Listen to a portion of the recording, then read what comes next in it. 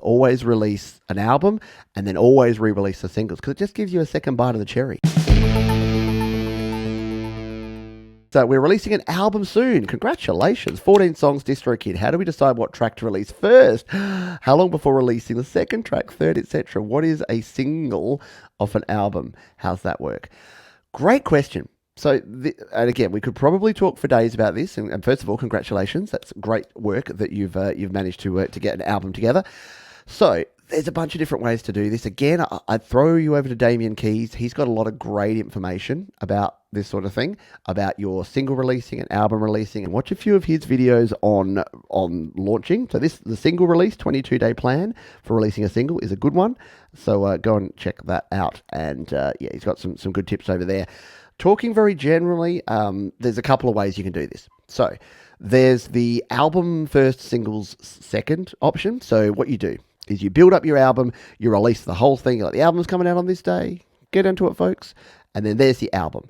And then this is more traditional way that folks have done it in the past. And then you release a single, probably a few weeks or a month after your album release. Let people get into it. Release the single, and then another month or two, release another single. That's why back in the day, Bon Jovi would release their new album, and then "Living on a Prayer" would be the release single that would come out. And look, sometimes the first single comes out before the album. It's kind of a teaser. That's another option that you can go with, where you release like a teaser single a few weeks out, and then the album drops, and then more and more come there. Or you can flip it around. So you can go the other way around, which is that you release single, and then put them all out as an album at the end. So you're basically making people wait for each single.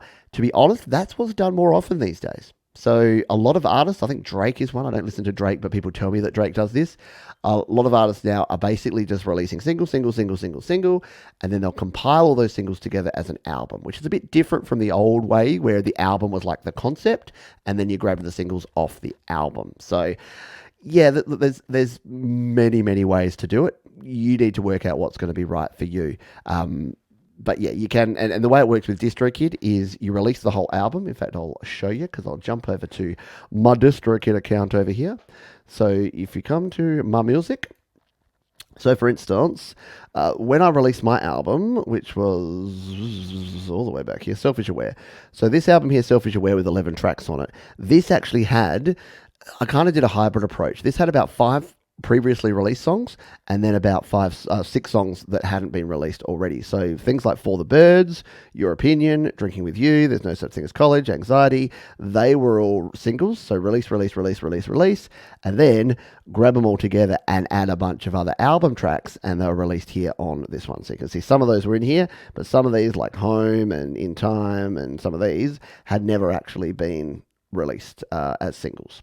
So that's another way to go.